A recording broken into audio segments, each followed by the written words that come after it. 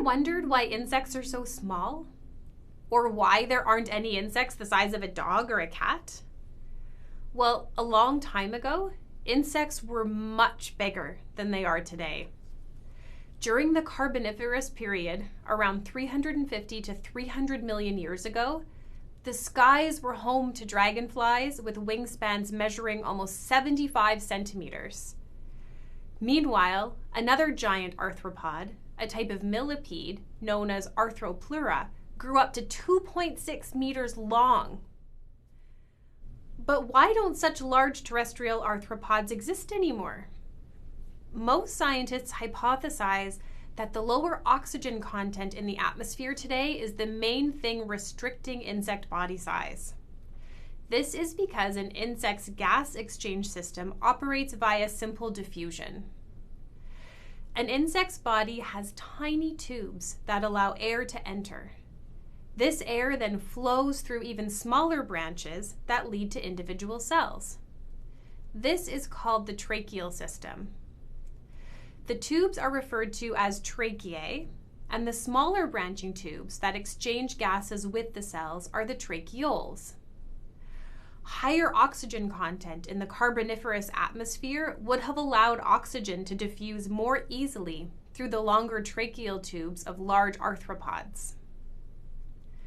Of course, being small isn't necessarily a bad thing from an evolutionary point of view.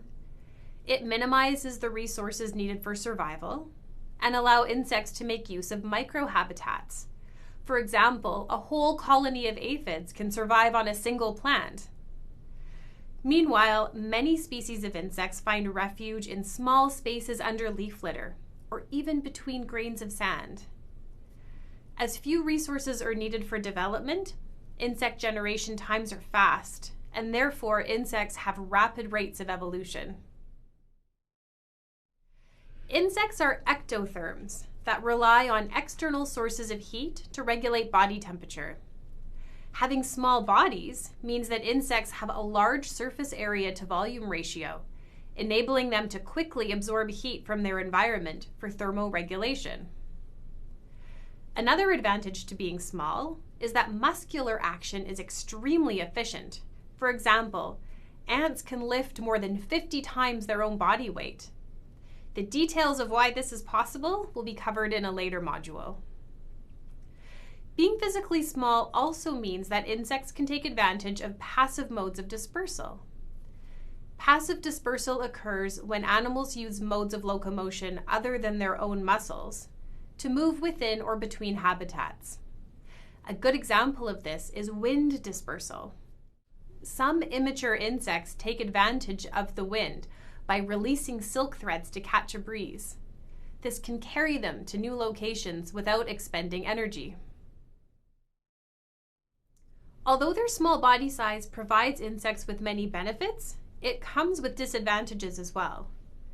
Being small means that insects may be at greater risk of being eaten by larger predators like birds and mammals. There is also greater vulnerability to damage from natural forces, such as being blown away in the wind or getting trapped in water. Most importantly, the high surface area to volume ratio of insect bodies puts them at risk of water loss through evaporation. As a result, insects have various adaptations, such as the waxy outer layer of the exoskeleton, the epicuticle, to help prevent drying out. Remember from our previous lesson that the exoskeleton not only protects insects from drying out and predation, it also provides sites for muscular attachment. It can be further modified to serve other functions, such as camouflage and mimicry. While the exoskeleton provides many benefits, it requires substantial modification for insects to sense their environment. Imagine you are wearing a suit of armor. Now think of how difficult it would be for you to touch, smell, or see your surroundings through the armor.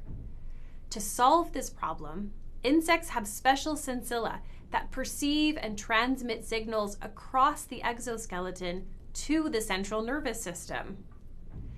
This allows insects to successfully navigate in their environment, and as a result, insects have developed a sophisticated nervous system.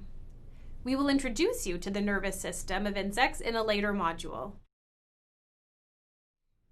So, the small size of insects partly explains some of their success and diversity.